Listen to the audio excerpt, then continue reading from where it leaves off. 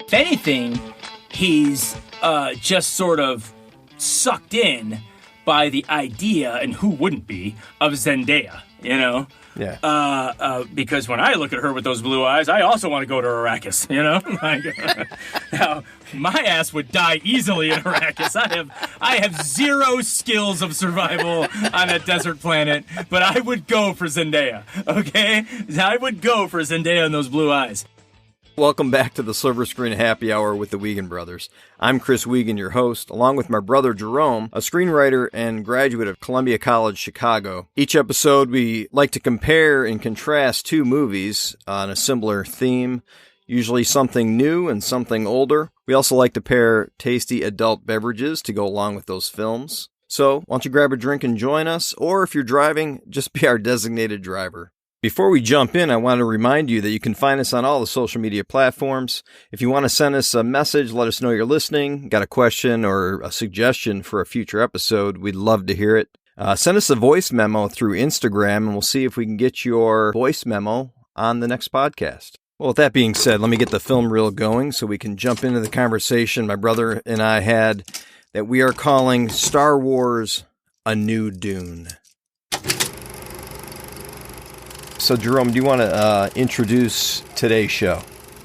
Absolutely. So, officially, episode 2. We did 2 parts of episode 1, which seemed like a long time ago, and it seems like it lasted so long. I mean, what's today, November 3rd? 2nd or 3rd? Second. Was it November 2nd? We had planned on doing episode 2, A New Dune, in like July, I think was our original plan. But life gets in the way. Life gets in the way. And not to disappoint our listeners, or listener, wherever you are, sir, we will try to rattle off a bunch of these and get them out. We're hoping for 2023 to actually be one a month, 12 episodes in season 3. That's what we hope. I mean to say episode 3. Season 3, we hope to be 12 episodes, one every month. So we're getting back into the swing of things. We're getting back on the horse. This is officially episode 2, A New Dune, where we compare and contrast and talk about the script structures of both the 2021 Dune, not to be confused with any of the books, or the 1986 adaptation, directed by David Lynch. This one is the 2021 Dune, and it is directed by Denis Villeneuve. I know I'm going to screw that up. Villeneuve, Denis. And we're doing A New Hope in comparison. Now remember that this is just A New Hope. We spent the last 2 recordings that we did talking about everything Star Wars, and I still think we could do a 3rd episode, honestly. We spent the last 3.5 hours talking about Star Wars. And that's just recording time. For us, it's been months. Like, it's been months of reviewing and researching and watching TV shows and movies and everything. I feel like we've ingested just about every bit of I almost said Seinfeld, Star Wars that you could get. This is just going to be 1977's A New Hope. Now, we may mention other things, but really we're just comparing the 2021 Dune with the 1977 A New Hope. And before we jump in, let's start with what we're drinking. Another part of our show, we pair drinks to go with the movies that we're talking about. Let me talk about what I was going to do and what I ended up going with.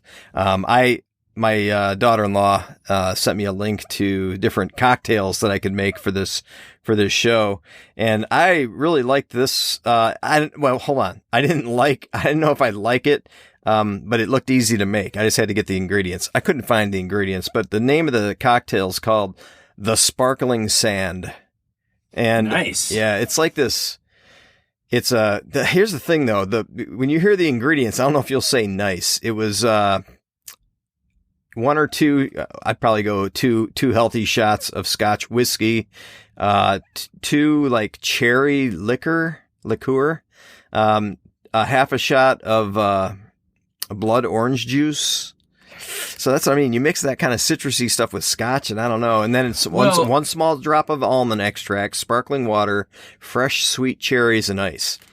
It sounds good. I like it. I'd probably, like it. So, anyways, maybe in the future. So, what I did go with, I found 2 beers, one for each movie.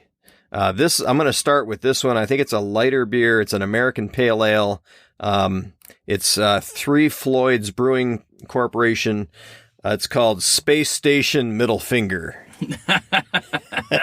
Nice. Oh, we should build that ship. Here we go. I'm gonna pop the cap. All right. If I can. I got my Millennium Falcon bottle opener. Nice. Absolutely beautiful. Might be the greatest bottle opener I've ever seen. Okay, it didn't even. Oh. Let's hope there's fizz in there. I didn't hear anything. I heard that. Did you? I heard that. Oh, yeah. Go. Oh, God. Oh. Oh, yeah. Nice frothy head. I think we get as excited about the drinks as we do about the movies that we're going to talk about. I've been sitting here for half an hour waiting for this clown to show up, and now I can finally drink my beer. So I do run the clown act. All right, so my turn. So I'm going to preface this by saying I have a whiskey. And it's a rye whiskey because rye, right, sort of like pulls that thought of farming, wheat, right? So Luke is a farm boy, right? Okay, yeah. They're harvesting spice on the planet of Arrakis in Dune. So that's kind of like a farming, right? It's more or less mining. I guess mining would be whatever. But anyway, so I went with Angel's Envy. Angels representing like spirituality, religion, like the Jedi kind of thing. I think you're reaching. I am very much reaching. I'm literally coming up with excuses to drink this whiskey. It is called Angel's Envy Finished Rye. It's a nice 50 or 60 bottle at your local liquor store. But here I am going to. I like the Angels. Yeah, I did. I like the Angels that. Ooh. Ooh. Hey, wait. Here's my glass of ice. Hear that? Oh yeah. Now we're going to introduce. Ooh, that's a heavy pour. I started to pour thinking I wanted to get the sound, and before I knew it, the glass was full. I mean, what can you do? It's all for science, right? It's all for what we do here. It's for the fans. You can't blame me. I drink for the fans. So, all right, so tell me what you think of it. I like Angel's Envy, the bourbon. I haven't tried the rye whiskey. All right, are you ready? Yeah. Oh, that's smooth. Oh boy. Well, you know what? A couple of glasses of these, and we'll be talking about the Care Bears movie. Let's hope you got some water to chase that down with. Well, I have a Bud Light to chase it down. That's as water as I like to get. That's pretty close. All right, so let's start right off the bat with let's do about just sort of an overview, a critical overview. I know this is the part where you mention trailers. If they haven't seen the movies, watch the trailers. But let's talk first before we dig into script structure. Let's talk about overall sort of like the chicken and the egg, who came before who inspired who. Mm-hmm. You might think a 1986 David Lynch film and a 2021 Denis, I'll just call him Denis like we're on a first name basis so I don't butcher his last name for him. David's 1986 film and Denis' 2021 film, you might think we're inspired by a 1977 space opera, but you'd be wrong. It's actually the other way around. Those of you who know the book that Dune was, the book Dune came out in, was it 65, 63? Something like that. I do not recall. I should have had that note in front of me. By author Frank Herbert, and he actually was intending to write not so much a fantasy or a space fantasy, but a real like sort of overview depiction of how he felt society was heading, and humankind, mankind, how we look at things. Actually, right there, what I just said. It's a little bit of a slip because we always call it mankind, but that's a little bit about what we're talking about, right? We have evolved as people. We don't refer to things as mankind anymore. It's humankind, right? So that's a little bit of an example of how we evolve as people. And what Frank Herbert was going for was sort of like a political a view of society when he wrote Dune. Right. Lucas obviously was very much inspired by that, and among other things, of course, we all know he's inspired by Buck Rogers and the campy sort of space adventures of the late 60s, early 70s, and that was always kind of the thing that he wanted to make. He was obviously very inspired by Kurosawa's samurai films, which is where sort of lightsabers and Jedi come from, and of course Catholicism. We all know that the religious undertones of Star Wars and May the Force be with you is a take on May the Lord be with you. So, obviously he was inspired by many things, but you cannot discount that Dune was one of them, if not a major factor. Absolutely. And after researching for this podcast, I was blown away at some of the resource, like some of the articles that I looked at. And this is not a new topic. So a lot of people have written about this. A lot of people have talked about it. But for me, like the novice, I didn't even see the original Dune. I've been a fan of Star Wars, but I'm not like a diehard. I didn't read all the books and all that stuff. I didn't know all the history of all of Lucas's influences and stuff. So you're absolutely right. He had a lot of influences, but when you look at both of these movies, Star Wars is definitely influenced a lot by Dune.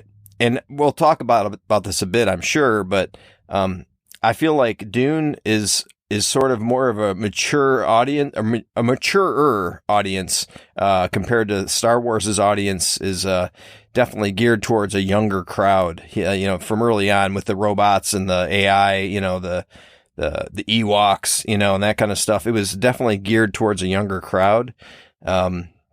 Anyways, I took over. Continue with your intro. No. Actually, I was just going to mention that same thing about how the biggest difference between the two, is that one of them is geared towards sort of a younger crowd.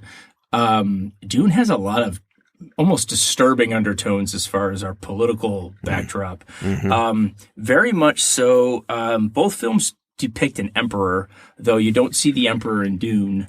You see his army more or less, but he's not a major character. He's talked about a lot. He's mentioned a lot. At least not yet. And well, also ironically, same as in A New Hope. We don't see the emperor in A New Hope at all. Mm-hmm. He's a major figure throughout all these films, but in A New Hope, he is not in it at all. Mentioned, but not shown.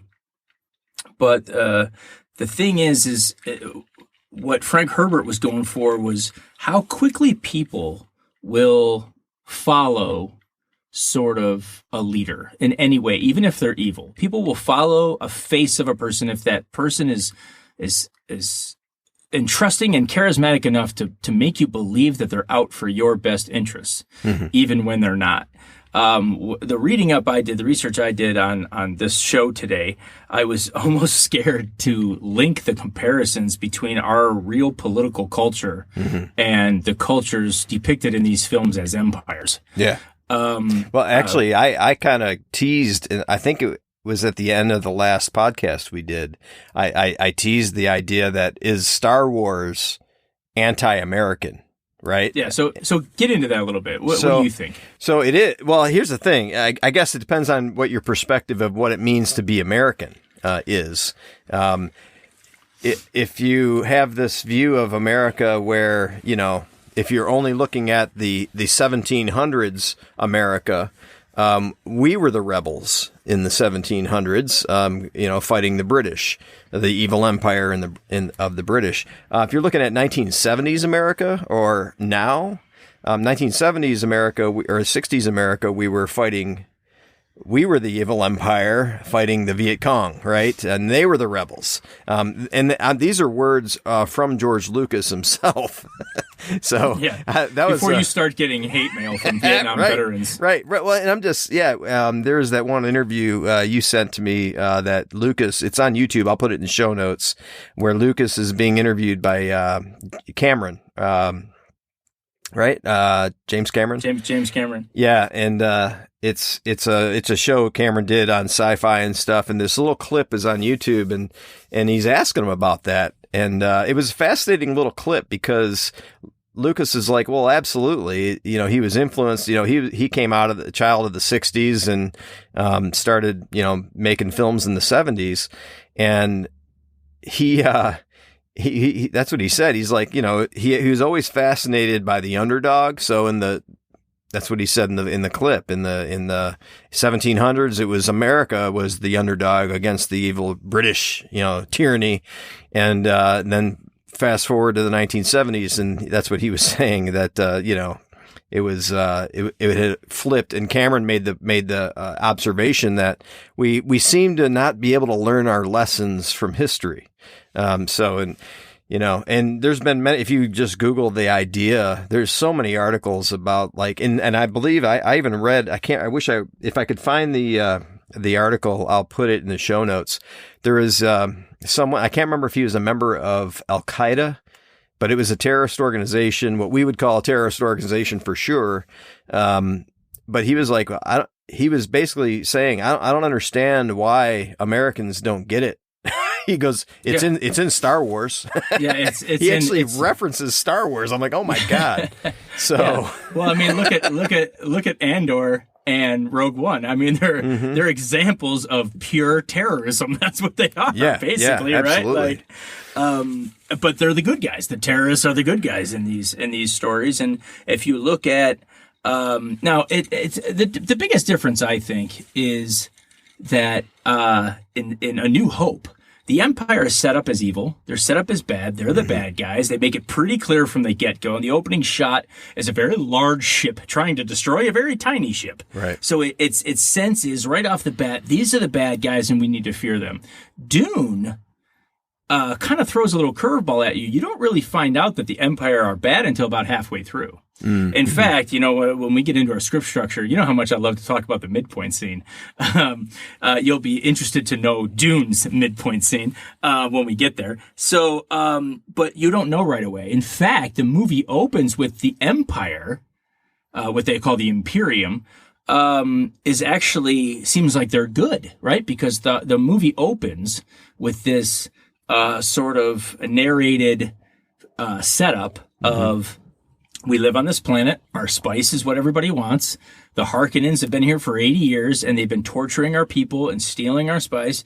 And then one day, the Empire pulled them out. Yeah. And so it kind of sets up like, the Empire kind of came to their senses and said, this is bad. We need to remove the bad people. We don't find out until about halfway through that they are evil, and they pull them out just to start a war. Right. So that's, I think, the big difference between the two as far as who are the bad guys, right? Mm-hmm. That's the biggest difference. You are told in A New Hope who the bad guys are right up front. In fact, who can forget the first image of Darth Vader in A New Hope? The walls are white, the stormtroopers are white, the smoke is white. Right. The doors pop open and out comes Darth Vader dressed all in black. I mean, what a great way to shoot the very first time. Now, of course, with all the other movies and TV shows put in, it's not the first appearance of Darth Vader, but it is for American audiences, right? Right. That was the first image of that right there is the bad guy. Right? Yeah. Dune, of course, plays on that a little bit. You start to think about who really is the bad guy, and it makes you start to wonder, even in the first half of the film, and even in the first act, before they even get to Arrakis, even the hero, Paul Atreides, says to his father, aren't we the oppressors? Like, he even says that to him. Like, aren't we the bad guys if we're just going there doing the same thing the Harkonnens did? And his dad has to quick to stop and say, no, let's pump the brakes, back that up a little bit. Yeah. We're not doing exactly what they were doing, We're there to liberate. Isn't that scary? We're there to be heroes to the people that live there. It's almost like, he's like, no, we're going to empower them and ourselves.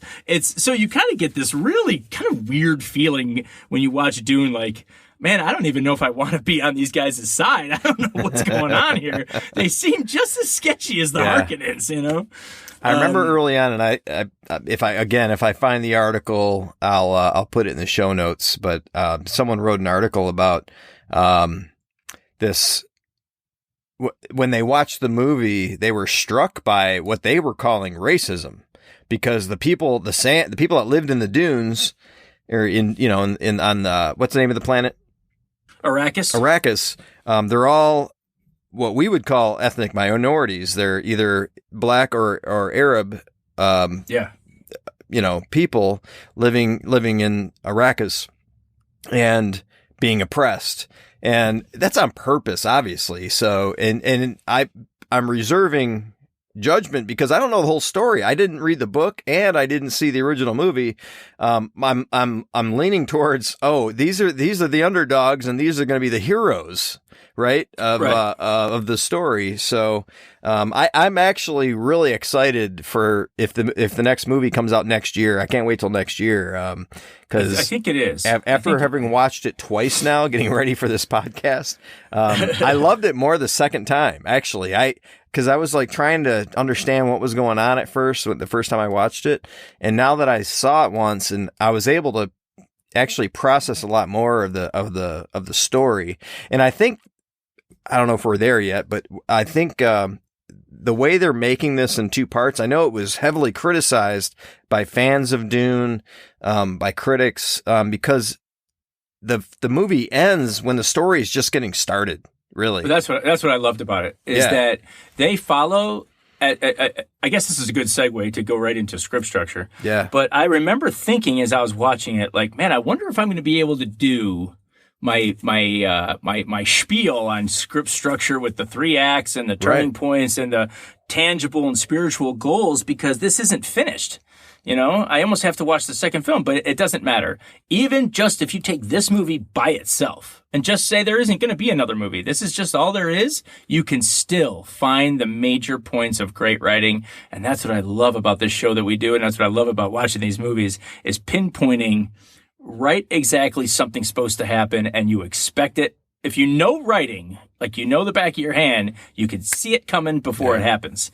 Again, for those of you who haven't listen to our shows or know about our shows, I will often talk about examples of this great writing, right? This spiritual and tangible goals. And I often reference the ending of Midsummer. Like, I knew Midsummer's credits were going to roll before they did, because when it happens at the end, and those of you who've seen it know what I'm talking about, when you see that image, you're like, that's it. If it goes to black right here, it's perfect.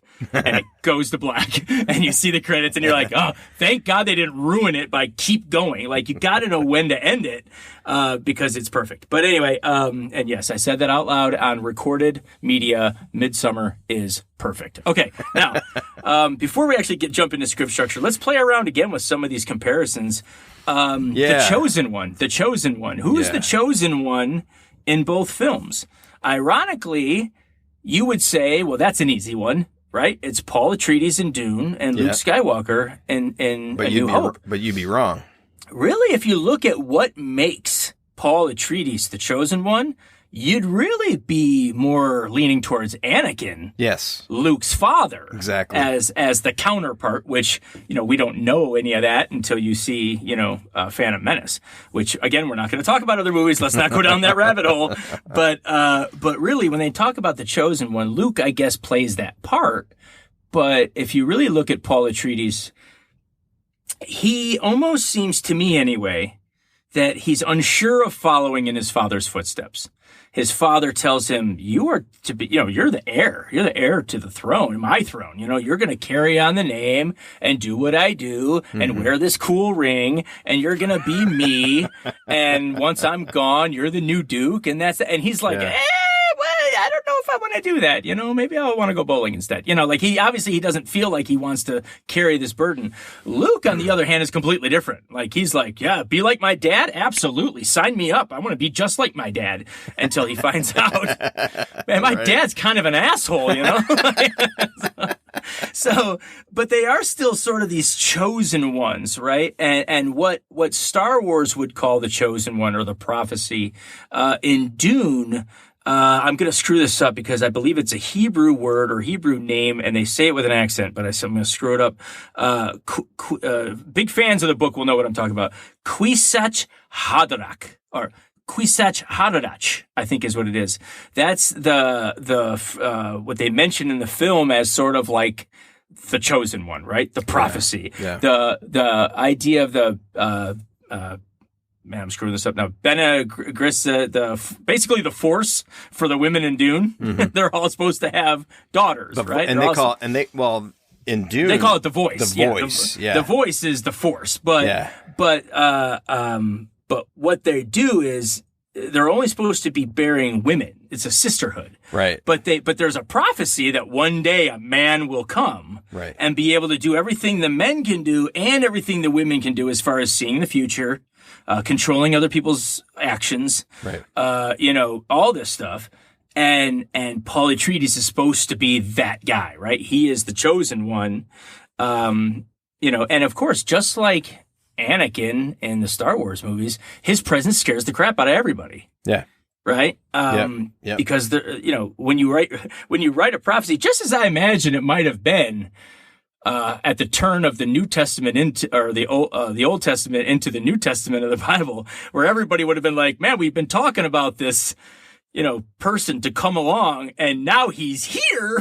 It's almost terrifying. Does that mean it's the end of days, or is it the end of our days? So obviously, even the Jedi were very much opposed to accepting the fact that Anakin was the chosen one.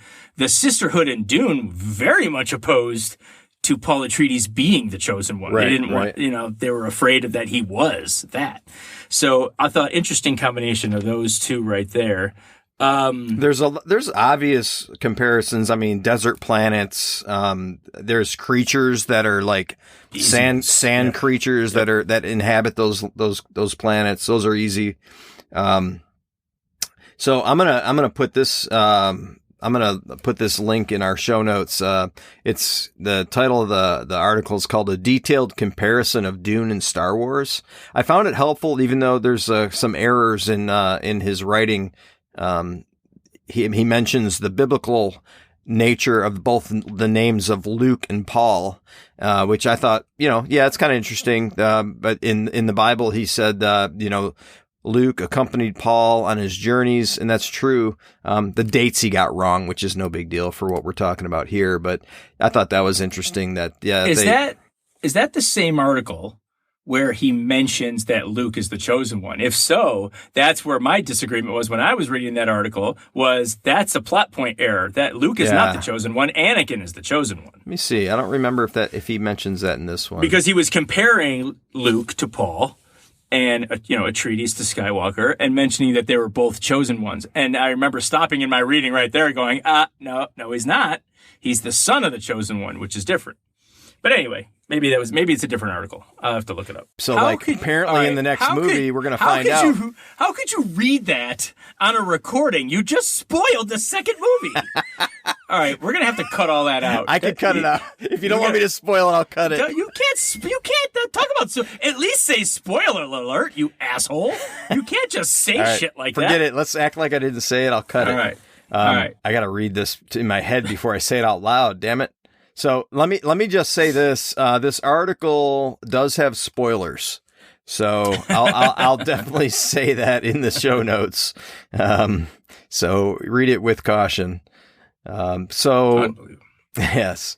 Well, then again, anyone who's read the books, the Dune books, would know this anyway, right? Yeah, It's for your casual moviegoer like me. I've never read the Dune books, so when I see Dune the movie, and I cannot wait to see the second part, I don't know any of this, so I don't want to know, so don't tell me. And there was also some spoilers that I'm not going to reference about the villains in both stories, in Star Wars and in Dune, that actually we didn't know from watching the movie. So,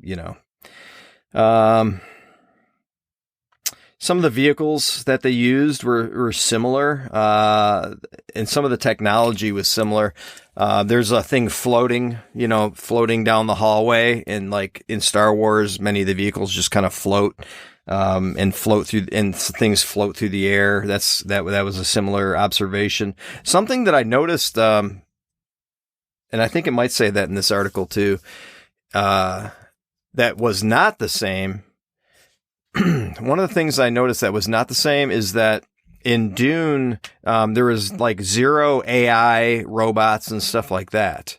In Star Wars, there was tons of that. Tons of like droids? Droids, yeah, AI, that kind of stuff. Yeah, so I thought that was interesting. And I think and that goes to speak to, like what we were talking about Star Wars being geared towards a younger audience, and the droids and the Ewoks and that kind of stuff were like very kid friendly, right? Right. But you don't see that in Dune. So I thought that was interesting.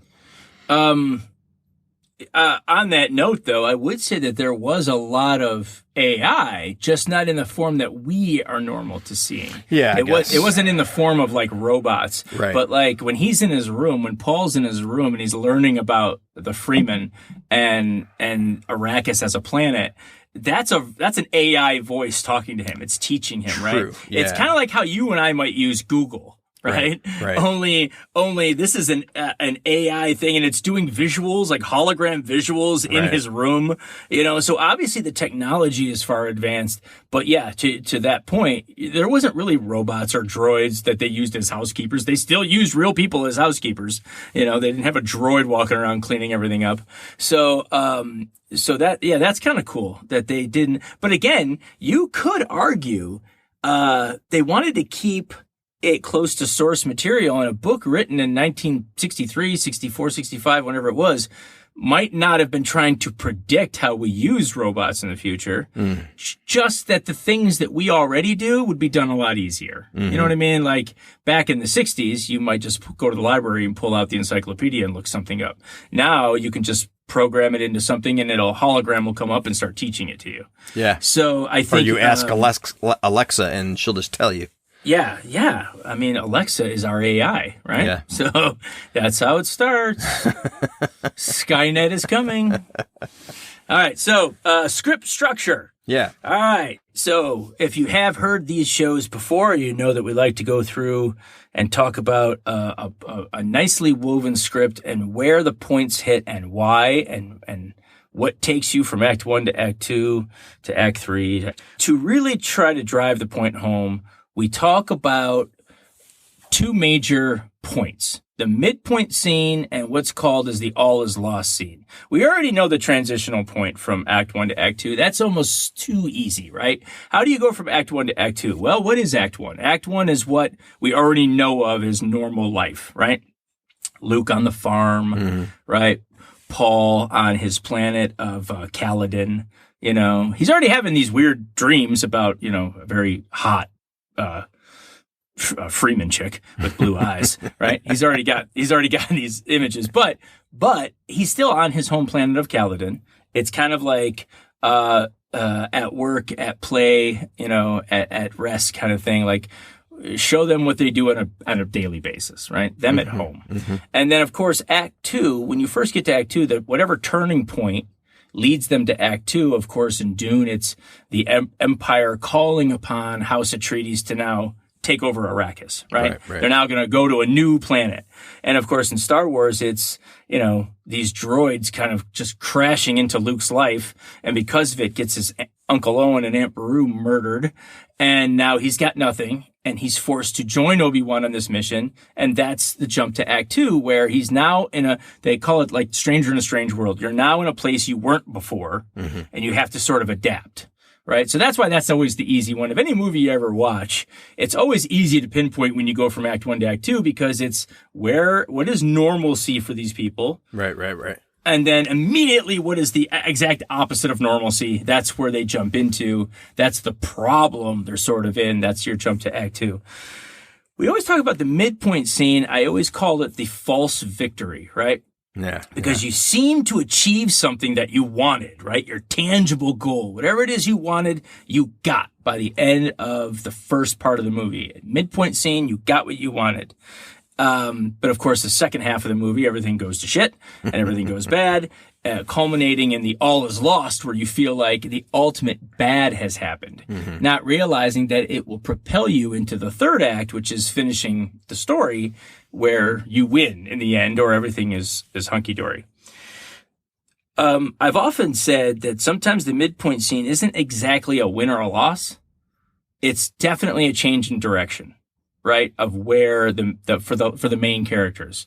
I don't know if I think we talked about this in our previous podcast, when I was talking about how fun the midpoint scene is to detect in any movie. Right. And where it actually comes. You would be sickened to know that it falls right in the middle. I mentioned, I'm not sure if I mentioned 7 on a previous podcast. Did we talk about 7? The midpoint scene in 7? So I don't remember if you mentioned that. I mean, we've talked about it many times on our own. If you watch the movie 7, let's just say I can't remember what it was because I was looking at the ticker at the bottom of the screen. So let's just say it was 2 hours and 10 minutes, whatever it is. Exactly 1 hour and 5 minutes in. And I mean exactly to the second. Halfway through the movie 7, Brad Pitt says the line, "The guy's a nutbag. Just because he has a library card doesn't make him Yoda." And right then, Morgan Freeman turns around and is like, "That's it." And they figure out how they're going to catch him by getting the library records. Mm-hmm. And that's what leads them to Kevin Spacey's character. And that's what, you know what I mean? So it's like right smack dab in the movie, in the middle, they figure out a way to get the guy. Yeah. And it's like exactly to the minute. So in Dune, what happens right at that minute is not so much a victory or a false victory for House Atreides. It's almost like letting the audience know something. At the exact midpoint scene of Dune is where the Harkonnens go to the Harkonnens go to the army planet to recruit the army of the Empire. Right. To go invade Arrakis. So it's at that point. Now you already know that the Empire is sketchy because somewhere in the first act, that sisterhood that comes to do the test on Paul. Yeah. She's a dark, like, scary woman. Yeah, she ends up going to the Harkonnens right off the bat and saying, "Do your thing, just don't hurt the girl. Just don't hurt the boy and his mother." Right. So you already know some shit's about to go down. But at the midpoint scene of Dune is where Paul tells his mother he knows she's pregnant. And she's like, "How the hell would you know that? I just barely know that, and I'm only 2 weeks along, whatever." So he's seeing the future. Yes. And then the very next scene, at the midpoint scene, it's about an hour and 13 minutes into a 2 hour, 26-minute movie. The Harkonnens go to the army planet to recruit the army for invasion. So that's where sort of the flip is switched, right? Or the switch is flipped, I guess. Yes. Go the other way rather. It's, this angel's envy. I'm already almost empty with the first glass. So I'm going to occasionally slur words from here on out.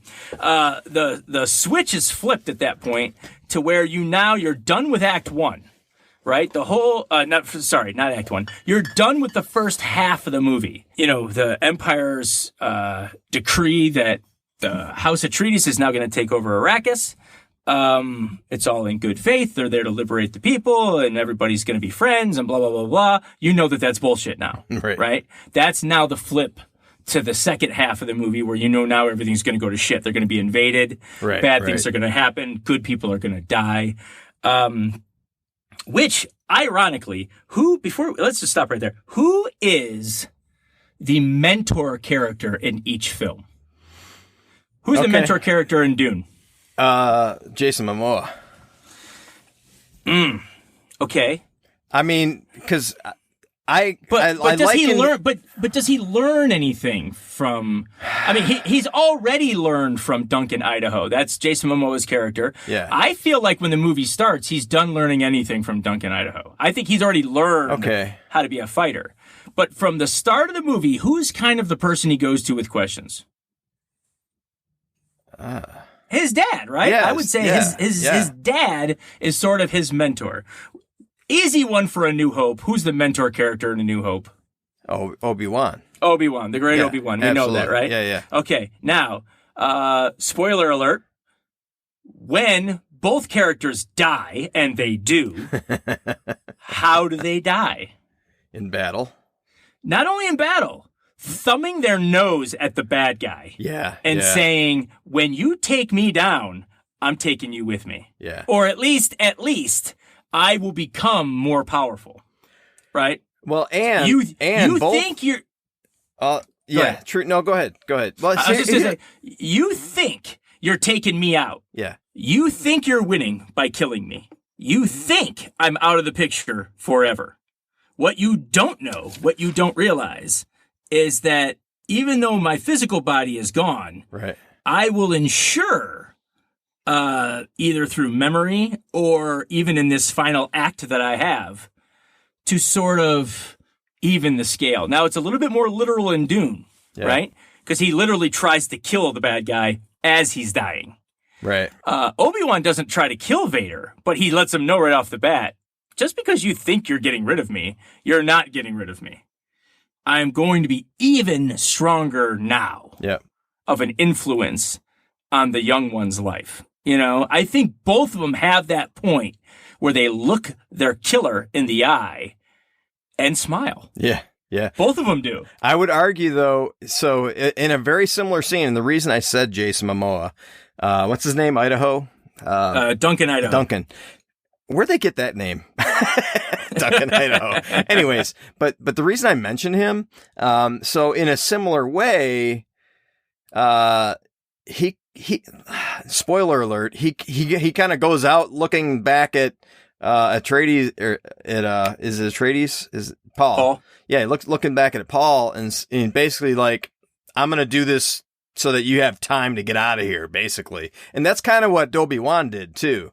He's like, self-sacrifice. He saw Luke. He's like, all right, I'm going to fight to the death here and give Luke a shot, So yes. I can accept that. Let's take a pause right here. I'm going to crack open my next beer. Okay. So I'm not sure. I actually have a gut feeling I'm not going to like this one. I've had beer that has been aged in wine barrels before. Wasn't a fan, but I went ahead and got this. This is in sort of a hat tip to Star Wars, The Dark Side this time. It's from Odd Side Ales. I love Odd Side. They do make a lot of good beers up in Michigan. Vino of Darkness is the name of it. Vino of Darkness. It's an imperial stout. Of course it is. An imperial stout aged in red wine barrels. So let's see. I don't know.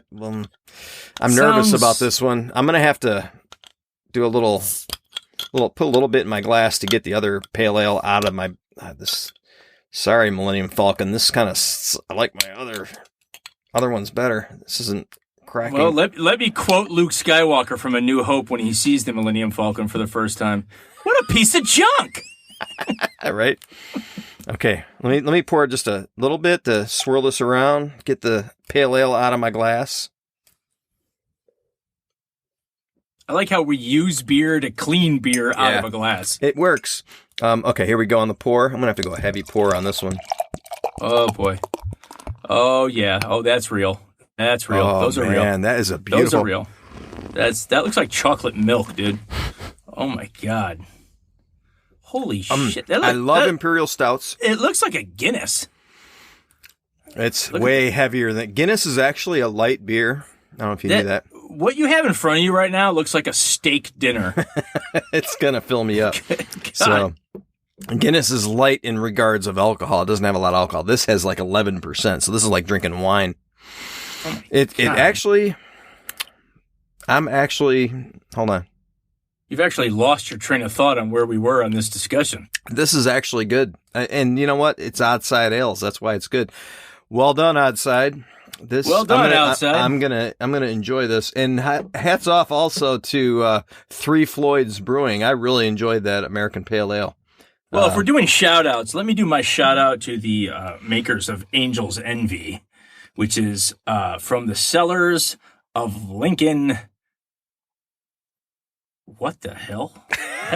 Well, it's written in like cursive, and I haven't read cursive since I was in the 5th grade. Lincoln Heckelson? All right. Thank you very much, makers of Angel's Envy. Yeah, we would appreciate free beer and whiskey. If anyone wants to send us any, absolutely, we'll give you a shout out.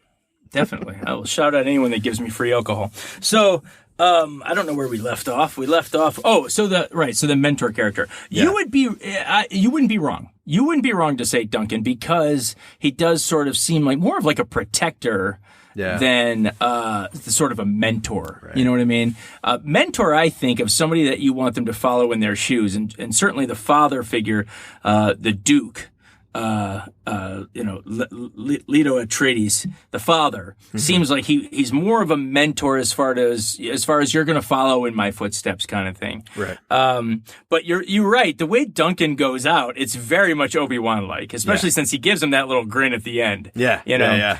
But when I saw Oscar Isaac's character, the Duke, in his final moments, the way he was sort of looking at Harkonnen as he was biting into that tooth to let the poison out, it was almost like to me, it spoke to me as an Obi-Wan moment. Yeah. Sort of like, that I look my bad guy in the eye, who the bad guy clearly thinks I have you dead to rights, but little do they know a little surprise is coming.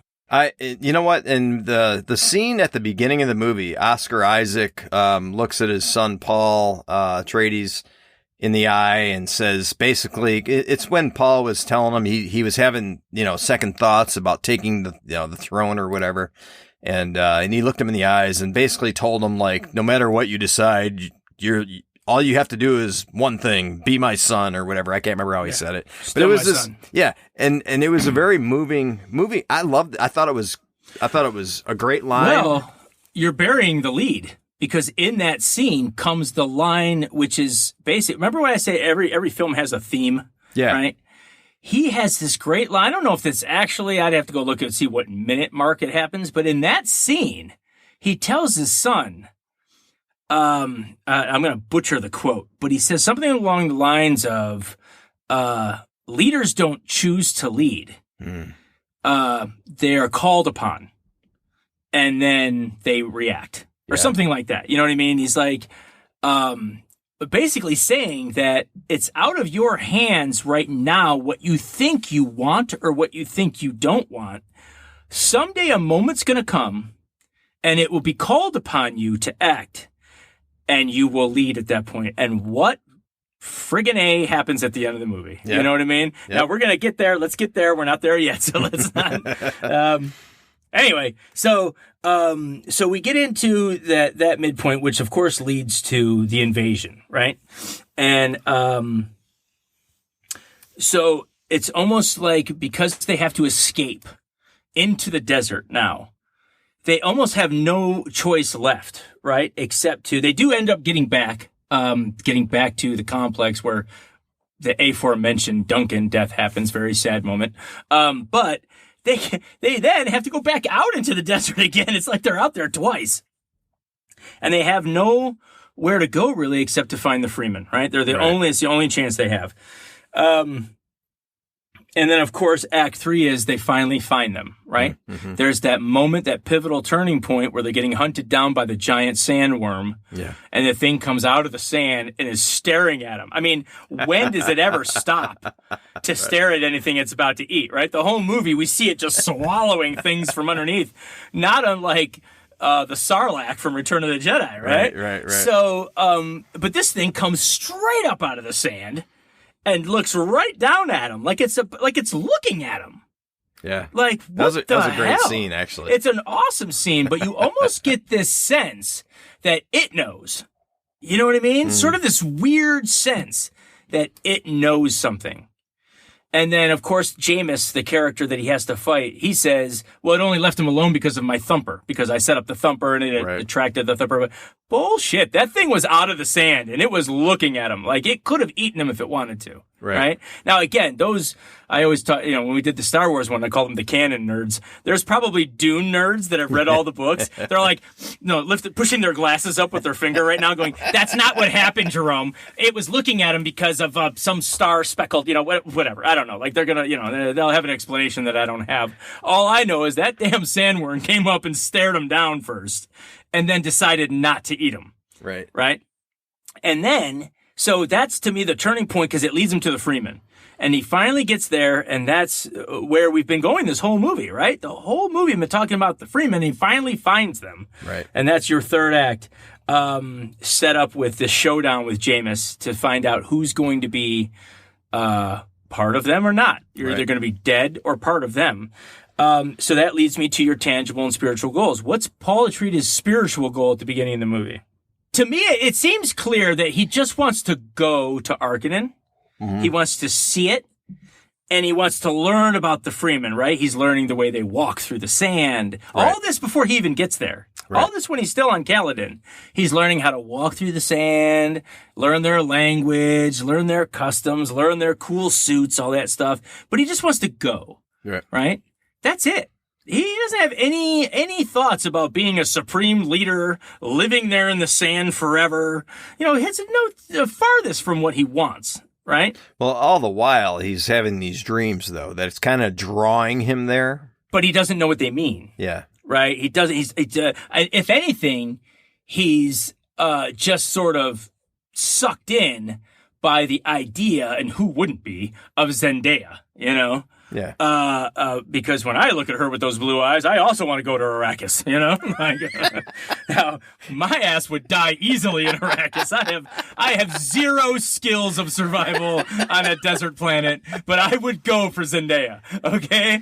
I would go for Zendaya and those blue eyes. But, so he has these visions, but his spiritual goal, what he did not know he needed, was to do exactly what his father told him at the beginning. When you're called upon, you will choose to lead. Mm-hmm. And now they say at the end, oh, you're now one of us. Really? Is he one of them, or is he now the leader? Because it seems like even though, what's his name? Javier Bardem. Jesus, God, somebody hit me in the head with a hammer. This Angel's Envy is going down too well. Javier Bardem is the leader, right? Mm-hmm. And he's the one that says, you're now one of us. But there's this sort of as the movie's ending and Zendaya looks to him and she says, this is only the beginning, you kind of get the sense that he will eventually be the leader of this group, right? Mm. That he is now taking his father's place, but as the leader of the Freemen, not the leader of House Atreides. Mm-hmm. You know what I mean? So then you pinpoint that with Luke, and what is Luke's tangible goal at the beginning of the movie? Well, he just wants to join the Starfleet, right? He whines. He just wants to matter. Yeah, he whines to Uncle Owen all the time. Right. Well, I want to go to the academy this year. Why do I got to wait till next year? He's such a little whiny bitch in the first half of Star Wars that it's almost it almost kind of makes you laugh sometimes. I was going to go in there and look at some power converters, he's almost kind of whiny. This little kid doesn't get what he wants. He's going to stomp his feet, blah, blah, blah.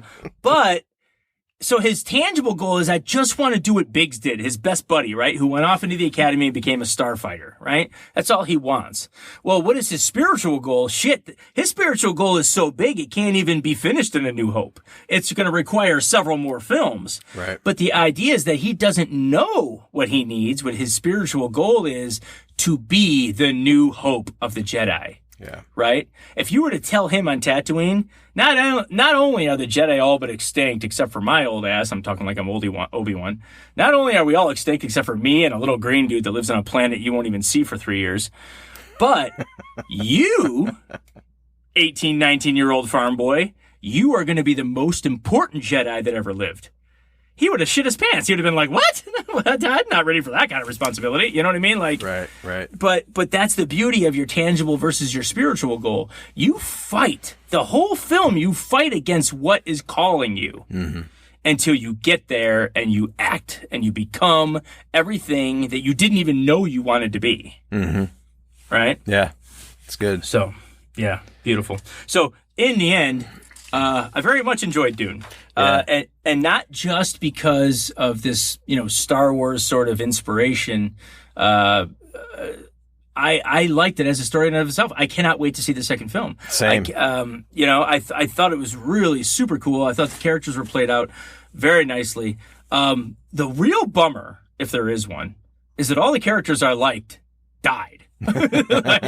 So I really want to see where it goes in the second film to see who else they're going to give me that I'm going to like. Now, again, there's Dune book nerds that are listening right now going, oh my God, in the second movie, Sir Franklin Hobblebotch comes about and he's my favorite character. You know what I mean? Like, whatever. So they're gonna, can I give you a spoiler about the second movie? No. It's just about someone who's going to be in it. Okay. Christopher Walken. Shut up. He's on the list. That's like... That's like when the Super Bowl champs just signed the top guy on the next free agency. Like that's not even fair. Well, here's the thing, though. So I watched it again today with Josh, my son, and his wife, Elise, my daughter-in-law. And something that they commented on, they felt like there was way too many A-list actors in this story. They were distracted by all these people that they knew from other movies. And I'm like, that's interesting because Star Wars didn't do that in the beginning. And, I mean... well, Lucas couldn't afford it. Well, true. He had no budget. True. That's the beauty of filmmaking right there. Yeah. But, and they, I get what they were saying. There were some, you look at that one dude, the bad guy, his name's Dave, what is it? Bautista? Dave Bautista, yeah, plays the Harkonnen, the big Harkonnen he's badass. Awesome. He's awesome, but I kept thinking of Guardians of the Galaxy every time I saw him, Well, of course. But I'm going to counter that argument. Look at how many stars are in The Phantom Menace, right? When Lucas had the money, he started pulling people from all over the place. Yeah. Right, so I think that when you say it like that, it really comes down to budget. Right? Yeah, that's true. Like if you don't have the money to hire big names, you have enough money. Like you can almost hear Lucas now. Like, how much money do we have on casting? We have this amount. Well, that's going to get me Alec Guinness. That's about it. Yeah. So let's go hire a bunch of no-namers. Who Harrison Ford was virtually a no-namer at the time. Right. But when you do The Phantom Menace, you're like, well, let's get Jimmy Smits to play this guy. Let's get Natalie Portman. Let's get Ewan McGregor. Let's get Liam Neeson. Let's get all, you can now flood your film with whoever the hell you want. And I gotta say, I mean, the actors that they got, God, Oscar Isaac, Josh Brolin. I mean, it was a great cast. I loved the cast of this movie. It was fantastic. Zendaya, did I mention her already? I feel like I haven't mentioned her. You're entering. Hold on, you're entering creepy old man status with her. So Zendaya's in this movie too. If anyone didn't know, she plays this Freeman little desert girl, and she's got blue eyes. If I haven't mentioned that yet either. And for those of you who don't know who she is, MJ from the new Spider-Man. Oh, right. MJ. I was thinking you were going to go with, what was it? Isn't she on some HBO show like Euphoria or something? I don't know. I have no idea. I heard it's really good. I haven't seen it. So I can't be full on creep mode if I haven't seen everything she's in. I don't know. You're there, I think. I'm pretty close, huh? All right. Yeah. I got a thing for desert slave girls, I guess. Oh, no. God. We might have to edit that part out. No. All jokes aside, hang on, hold on, really quick. Turn down your mic or back away from the microphone because it's going red every time you. Hopefully, every time I mention Zendaya, it's going in the red. Yes. I know how it feels. God, that's nasty. Anyway.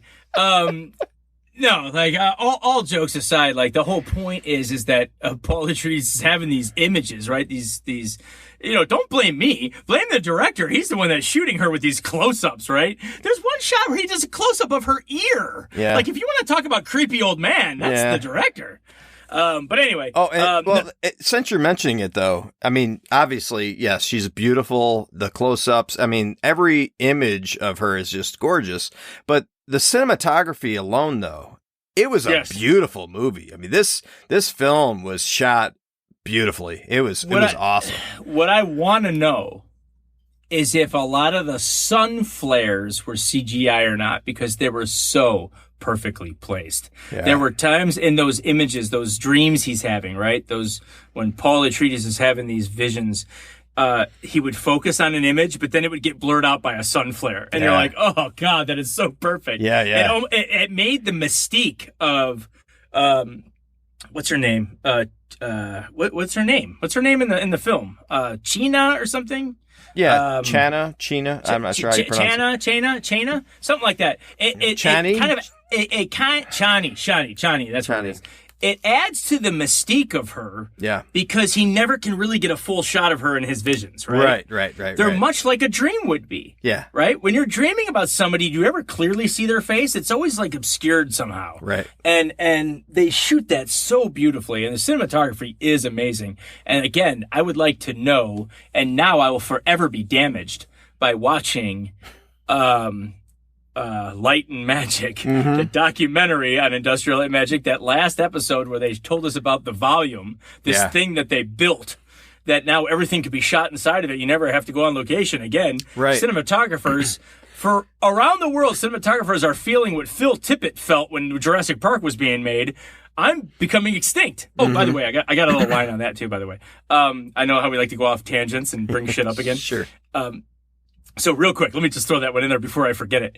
You know the line that Jeff Goldblum says in Jurassic Park, right? Where he's Jesus, what's his name? Sam O'Neill says Sam Neill, not O'Neill. Sam Neill says, they're like, how do you feel? And he's like, I feel like we're out of a job, because the dinosaurs are back. And he's a guy that digs up dinosaur fossils. So he's like, I feel like I'm out of a job. And Jeff Goldblum runs up the stairs behind him and he says, don't you mean extinct? Right? Yeah. As a joke. Exactly. You know why that line is in the movie? Know why they put that in? Yeah, they said it in Industrial Light. Yeah, they said that in Industrial Light and Magic. Because of Phil Tippett. Yeah. Because of Phil Tippett. Yeah. Because George Lucas pulled Phil Tippett aside and said, I know this is all, a lot.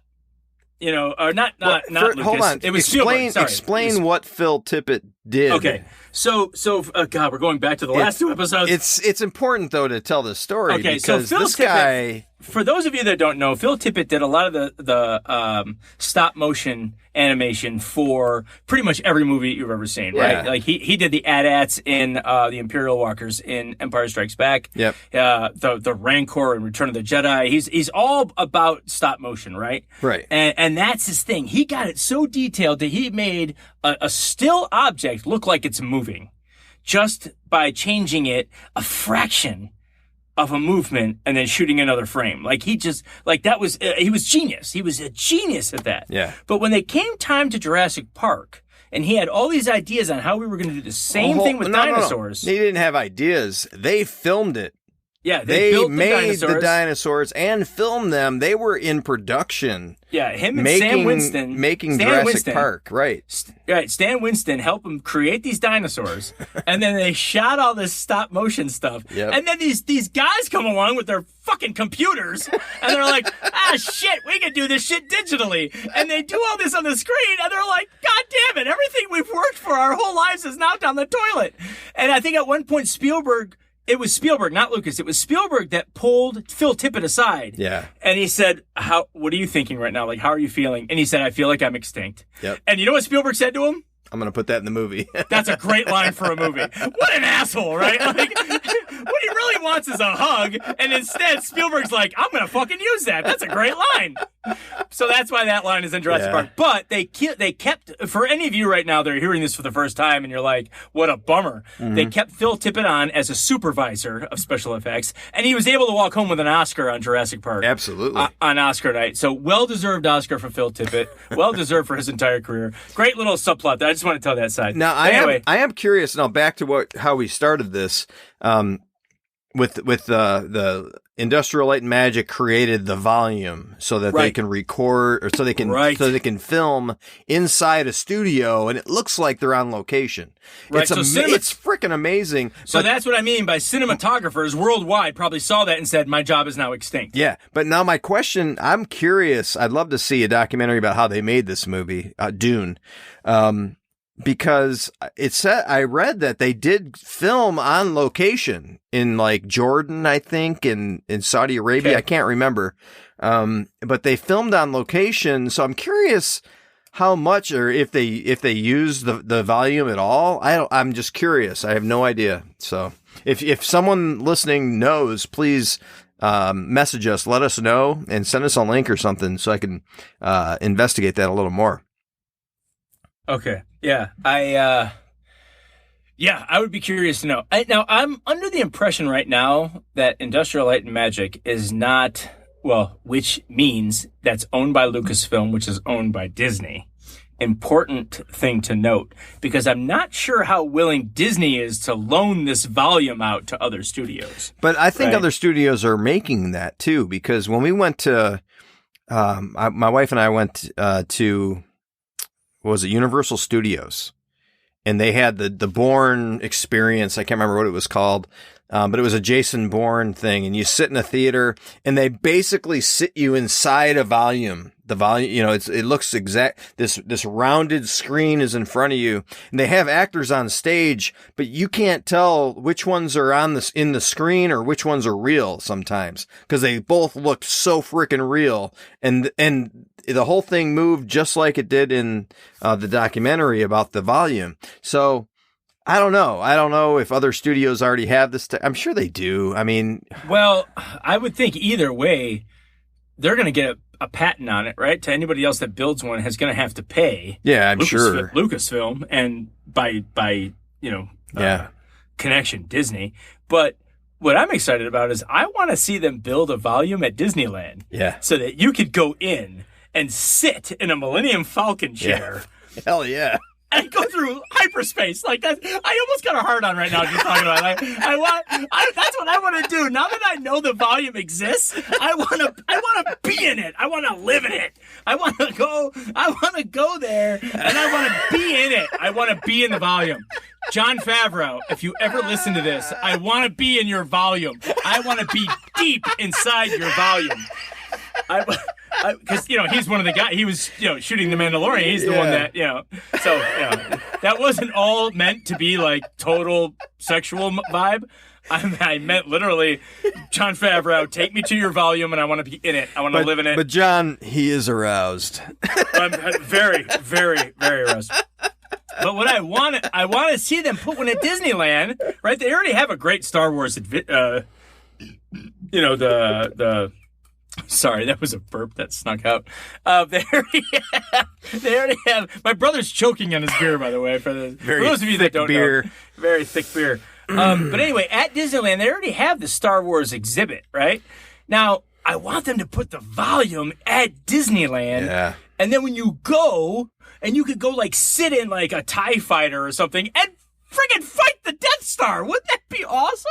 They could do any of that now. Yeah, absolutely. And it would look like you were there. People would be vomiting. They'll be vomiting because they'll feel like they're in there. I want to throw up in the volume. That's what I want to do. That's what I want in life. I want to throw up in the volume.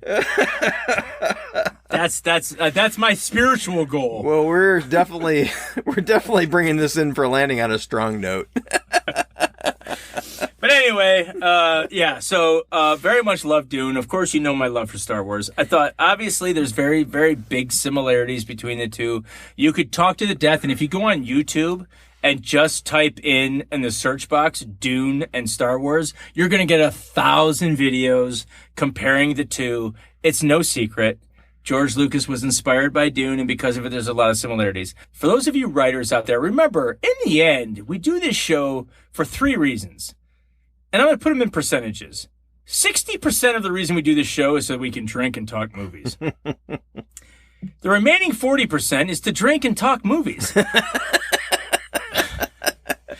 I'm sorry, 39%. Yeah. The last 1% is for those of you writers out there who are like me, who love to look at like little intricacies of script structure. And when you watch a movie, you can look at it and say, you know what? That's the midpoint scene. I don't even have to look at my watch. I can tell. I don't even have to know how long the movie is. I can tell because of how the shift has happened in the movie to where we're now focused on a completely different act of things. Remember, the midpoint scene in Star Wars? You know what the midpoint scene in Star Wars is? They come out of hyperspace and land in Alderaan. Of course, Alderaan's not there, is it? Right. It's just a bunch of marbles floating around in the space now. But it was there, But that's the midpoint scene in Star Wars, where Luke, Han, Chewie, the droids, and Obi-Wan are now face-to-face with, that's no moon. Yeah. That's a space station. Right. That's the midpoint scene in Star Wars. And tell me if you don't, as an audience member, watch that movie and think, at this point, all bets are off. Yep. The whole movie is now shifted. Yeah. We're now in a different realm. And when writers can get to that point where your midpoint scene of your film changes the direction of everything, well, now you got something, kid. Right. That's the beauty of it. And that's the 1% of why we do this show. And movies that fail to do that, usually, so movies that fail to in the first 5 minutes set up the dilemma, right? The question that has to be answered. I tune out. There was a movie, I can't even remember what it was. It was like a J-Lo movie, and it was a romantic comedy. well, stop right there. Hold on a minute, for real.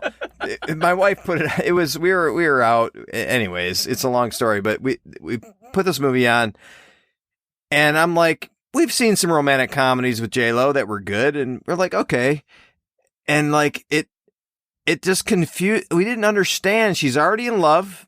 She's already successful, and it's like they didn't have a dilemma. And then we turned it off in 5 minutes. There's nothing to watch here.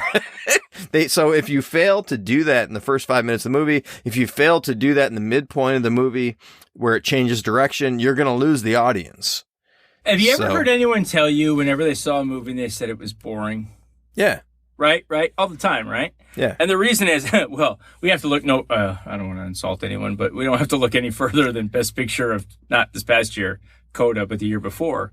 Oh, yeah. With Nomadland. Nomadland, yeah. Where everyone was like, oh, it's so beautifully shot and beautifully acted, but it was boring. There's a reason for that. If you ever talk to anybody and they're like, yeah, it was an okay movie, it just seemed very boring, it's because they don't have these points. Right.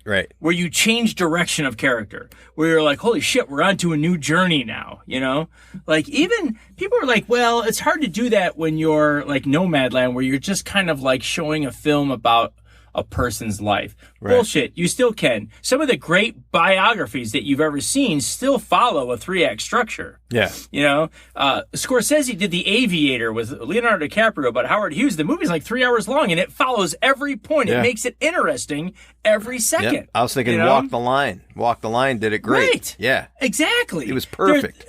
There's a way to... the script that I adapted about the guy who wrote the book, I adapted a screenplay from a book.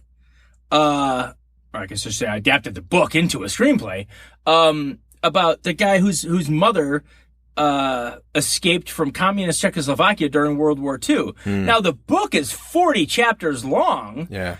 And the first 15 chapters are about her upbringing, and the last the last 20 chapters are about after she got to America. He asked me to adapt this. I wrote him back and said, I'm only going to do the middle 10 chapters or so.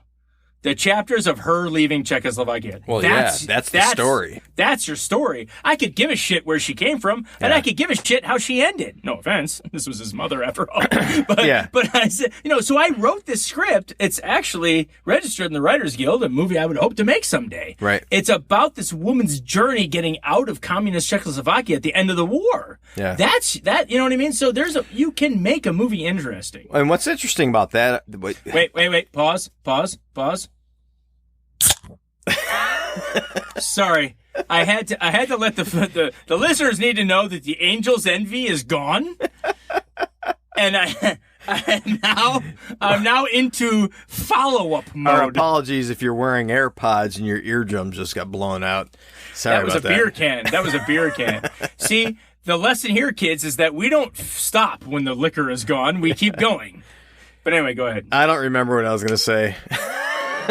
This second beer hit me hard. Sorry. So we should probably land this plane, and we discussed 6 Degrees. You want to jump into that yet, or do you got more? You got more to say? I totally forgot about that. Come on. Shit. Are you prepared to tackle it? Well, do I have a choice? I don't really have a choice. You don't really have a choice. All right, so hit me. So basically, I went with the lead actors of Paul Atreides and Luke Skywalker, and I asked you to connect them within 6 Degrees without using Dune or the original Star Wars. I actually didn't want you to use any Star Wars, but you asked if you could, and I was like, well, if you must. Well, no, when you responded, if you must, that's like my current boss telling me no. That's like something like, hey, can I do this? And they give you that disapproving look and you're like, well, if you have to, then you kind of feel like ashamed, right? So it worked. It worked. But this was difficult. This was very difficult. Absolutely. I remember writing. I couldn't even tell you what else Mark Hamill was in. Well, besides a whole bunch of animation voices, you know. So as we're logging on, I'm trying to get the thing to log on and connect to the clean feed to do the recording. I'm playing it in my head, and I'm getting dead end after dead end. I'm like, I don't even know where this is gonna go. Because Mark Hamill was not in a lot of shit, right? Like, I don't know. Even after Star Wars, he did some movies that people cast him in before they realized he couldn't really act. They were putting him in movies. And I say that lovingly. I love Mark Hamill to death, but he's a great voice actor, right? Yeah, absolutely. He's a great voice actor. And I said I wouldn't use any TV shows. But I am gonna use, because I'm sure you would give me full allowance to use James Earl Jones in Star Wars if I had to, if we weren't doing Star Wars movies, right? If I was to do a 6 Degrees and I mentioned James Earl Jones doing the voice of Darth Vader, you would allow that, right? Right? Yeah. Sure. Okay. So I'm going to go on that. And by the way, for those of you who can't see, I'm wearing a Joker t-shirt in honor of Mark Hamill's great voice as the Joker in all those television shows. But I will not use those television shows because I don't use TV shows. But Mark Hamill, I will say, was in, I think it was 2017. They redid Child's Play, right? They did a remake of Child's Play. He did the voice of Chucky, which to me is a little bit of an abomination. As much as I love Mark Hamill, Brad Dourif, who always did the voice of Chucky in the first, in all of the original Chucky movies, who was in One Flew Over the Cuckoo's Nest, you know Brad Dourif. He's been around forever. He was in Mississippi Burning. He plays a great bad guy. He's always a great bad guy in everything he's in. And he always did the original voice of Chucky. But in the remake, I think it was 2017, Mark Hamill did the voice of Chucky. So Mark Hamill was in Child's Play, the remake, with Tim Matheson. You remember Tim Matheson? What was he in? He was in Animal House. He was in Fletch. You know, you would know his face if you saw him. Look him up right now on IMDb. Are you going to follow me along on IMDb like you always do to check my work? Yeah, this guy, I tell you what. I'm trying. While he's doing that, listeners, let me tell you something about my brother. This guy never trusts me at all. He always has to check my work. All right, he's like a damn substitute teacher who's just gonna not believe that I am what I say I am. But anyway, all right. Child's Play. I'm not seeing it. 2000. I'm seeing some shorts called Child's Play. The Cult of Chucky came out in 2017. Is that what it was? Is that what the remake was called? What's the one that has Tim Matheson in it? I think it was just called Child's Play. All right. It's not. We're wasting dead time. No, it's saying Chucky was played by Brad Dourif. Dourif, right. No, you're on the wrong Chucky. You're on the wrong one. Well, I can't. So who else was in it?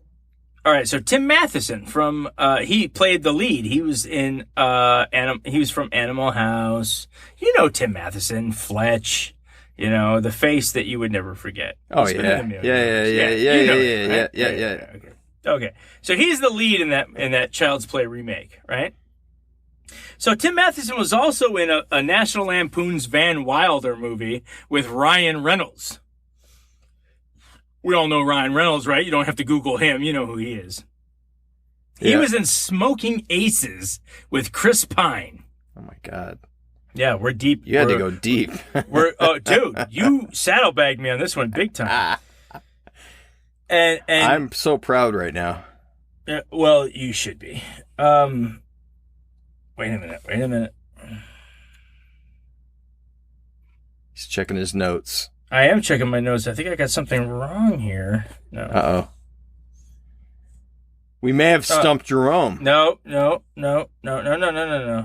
all led to Florence Pugh because, you know, in my life, everything leads through Florence Pugh. If you thought I had a dirty old man thing with Zendaya, don't even get me started on Florence Pugh. I'm in love with Florence Pugh.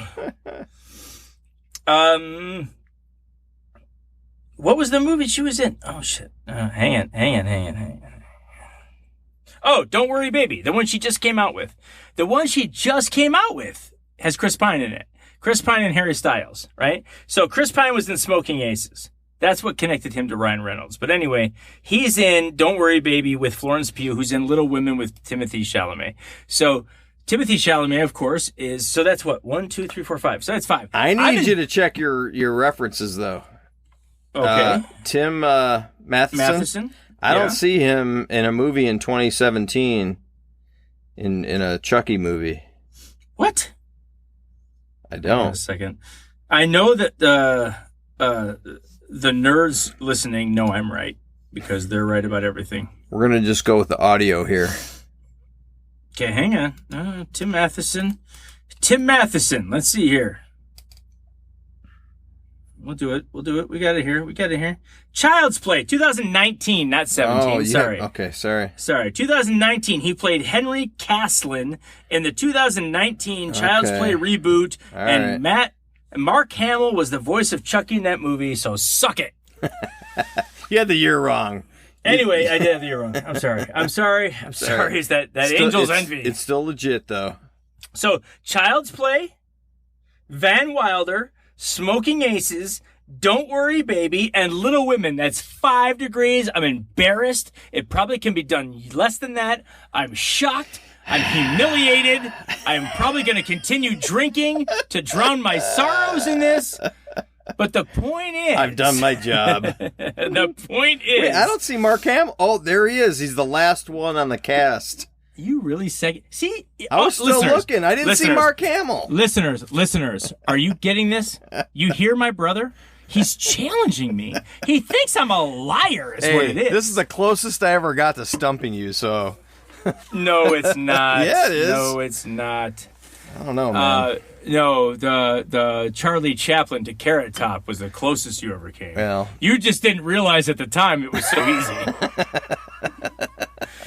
But this one was actually hard because Mark Hamill has not done a lot of stuff outside Star Wars. Yeah, now, and I tried to, tie you up with not letting you use Star Wars. When I asked you, can I use any Star Wars movie other than A New Hope, what I was going for was those movies, the later movies, the sequel trilogy, which, canon nerds would call an abomination themselves.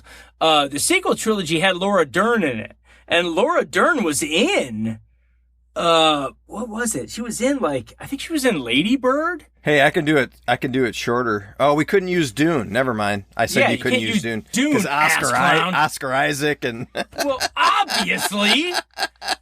Yeah. You prick. That's why obviously, if you can use the Star Wars universe, you can connect. They're probably in the same movie if you dig deep enough. Anyway.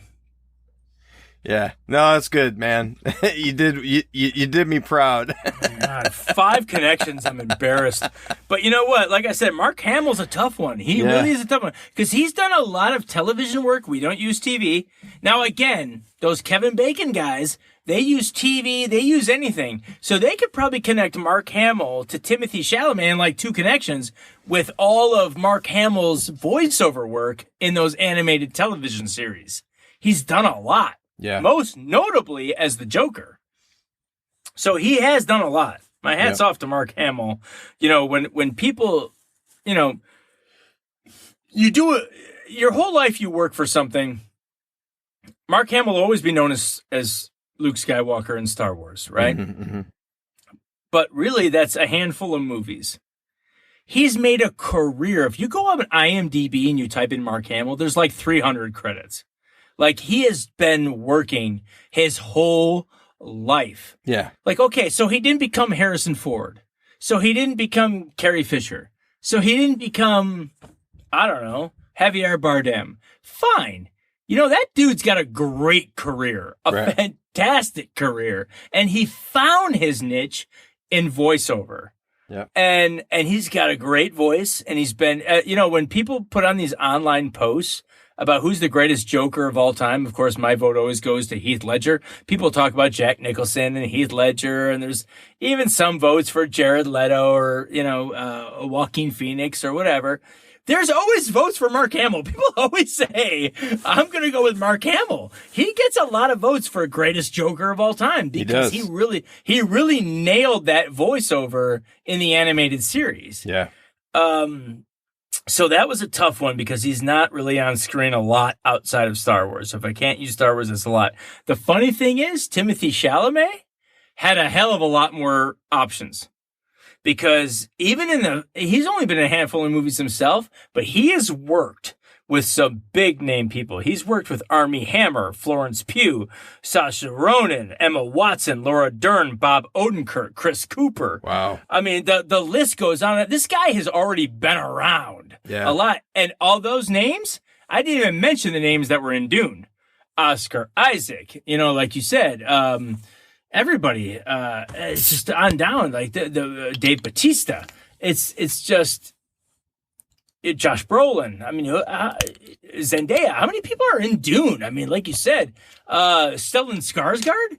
Like, there's just so many people that are in this movie. Timothée Chalamet already can say, if he goes to any Hollywood party and has a few glasses of wine with somebody and they say, hey, who you been with? Yeah, right. He can already be like, shit, my list of people I've been with is probably better than the list of people you've been with, and I've only been in Hollywood for about, I don't know, 10 minutes. 10 years, maybe less. Yeah. 5 years, maybe less. Like, and he's already worked with the greatest people. And in fact, it was, I fucking love this. So, I love Heat, right? The Al Pacino movie with Robert De Niro and Val Kilmer. They're talking about doing either a reboot or a prequel. And they're talking about, what if we did a prequel about when these guys were younger and just becoming Hannah's side, Vincent Hanna, who was Pacino's character, just becoming a cop. Right. And De Niro's character just becoming a criminal and blah, blah, blah, blah. Al Pacino was asked about this in an interview. They said, what do you think about them doing a prequel of Heat? And you know what he said? He said, I hope they get Timothée Chalamet to play me. No way. He thought Timothée Chalamet would be the perfect Vincent Hanna. Wow. Like, I mean, what can you get any more high praise than that Al Pacino wants you to play the character he played as a younger guy? Right. Like, I mean, that's awesome. I'm very excited about the next Dune. Yeah. And I'm, I don't know. I love these. I love these shows. I fully expected that we were going to spend most of our time talking about the new Dune. Did we even mention the name of this podcast? Star Wars: A New Dune. I don't even know if he mentioned it at the beginning. I think it's a great name. Well, I figured you would. I figured you would record your intro later. I'm going to do that later. But just in closing, they have so many similarities. I don't think it's an insult to title this Star Wars: A New Dune. Dune came first, which is funny. So you could say Star Wars was a new Dune. And as we said, it was geared towards a younger audience. But in its own right, I think this new franchise is going to be huge. So yeah, I'm excited about it. And I'm excited. I just read this today, and we can put this in at the end here. I read that I think it's HBO Max is working on a prequel to the movies, the Dune movies. Really? Yeah, and there's a ton of books that support all of that. So yeah, it should be interesting to see what they come up with. Well, you know what's funny too is that the director Denis again, I'm going to screw up his last name, Villeneuve. He was interviewed and they were talking about all the similarities between Star Wars and Dune. And since Star Wars, since it's come out, has been such an influence on American culture. And Disney Plus, when Disney bought it and they have new shows and new everything, how are you going to compete? And he laughed and he's like, here's the funny part. I have to figure out how to make a Dune that's honest to the book, but at the same time appease Star Wars fans because Star Wars has become such an influence. So I can't look like I'm copying Star Wars. Right. Like how ironic is that? Yeah, right? No kidding, right? I don't want to look like I'm imitating Star Wars when in reality Star Wars was inspired by us. Yeah. I have to make a movie that's going to appease both. So hats off to him because I think he did it. Yeah, I agree. I think it was great. I think it was a masterpiece. So anyway, we'll see how the next one holds up next year when it comes out. So let's land this plane. All right, we're going to land it. We don't know what our next one is going to be. We will let you know. But I'm looking forward to it. And we're going to try to rattle these off so we can get them edited and put out for your listening pleasure as soon as possible. I don't know. I liked this one. But can we say this closes the book on Star Wars? We've done nothing but talk about... I'll never probably close the book on Star Wars, but... We've been talking about Star Wars all year. Yeah, it's the 45th anniversary. That's true. It deserves it. It deserves it. So in 5 more years, we'll do it all over again. There you go. 50th anniversary. So, all right. So let me just ask the listeners, if you could, please send us a message. Gosh, I forgot. I'll have to I'll fill this in at the end when I edit the closing. That's what she said. Follow us on Instagram. You can send us a voice memo on Instagram, and we'll try to see if we can get you on the podcast. And let us know what movies you'd like us to discuss. Maybe a 6 degrees problem you'd like Jerome to work out. And by the way, let me just tell you, this was a tough one. This was hard. Remember, it's not a Stump Jerome game. Well, I guess kind of it is. But the point is, it's not, whatever. Go listen to the previous podcast and you'll hear my thoughts about the rules of this game. Yeah, it's fun. The thought experiment is fun to think that any two actors that have been on the big screen can be connected within 6 degrees. It's pretty fascinating. So now I will say I'm going to give a shout out here. Is this where we do shout outs before we close it? Okay, so I'm going to do one shout out. I have a neighbor named Eric who's big into media, works for Facebook. I might be able to finagle him to get me to use his studio for some recordings, since my recording is usually bad in this closet that I do it in. But we'll work on that. But anyway, either way, even without his help, just to do a shout out for Eric, who's always big into movies. He loves listening to our podcast. We do these, what we call movie nights, where we'll stay up till 5 a.m. and watch. He's got this thing. He's got like a drive that has like 1,000 movies on it. And we just scroll through and pick movies and watch. And then we'll do a late night, what is it? Uber Eats for like Jack in the Box or something. That's what it is. He's making me the worst person of myself. He's making me into the worst version of myself, but I love it. So I love the guy. Eric, that's a shout out for you. Thank you, buddy.